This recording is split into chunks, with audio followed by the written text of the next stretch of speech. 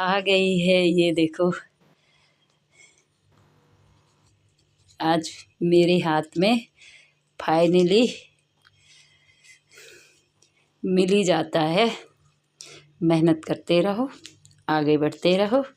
लेकिन मैं ये तो नहीं बता सकती हूँ ये कितने हैं, लेकिन हैं जितने भी, लेकिन हैं पक्का। ये देखिएगा।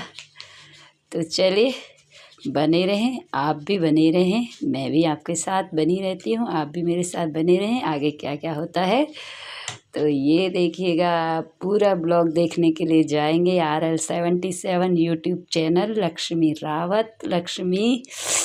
तो चलिए मेरे दोस्तों, मेरे हाथ में कैसे लग रहे हैं, कितने दिन बाद आए हैं आज मेरे हाथ में, ये मैं पूरे ब्लॉग में बताऊंगी आपको। तो ये मिनी ब्लॉग है मेरा, और ये मैं हो गई हूँ तैयार। देखो मेरा गेटअप सुंदर लग रही ना, मैं कितनी सुंदर लग रही।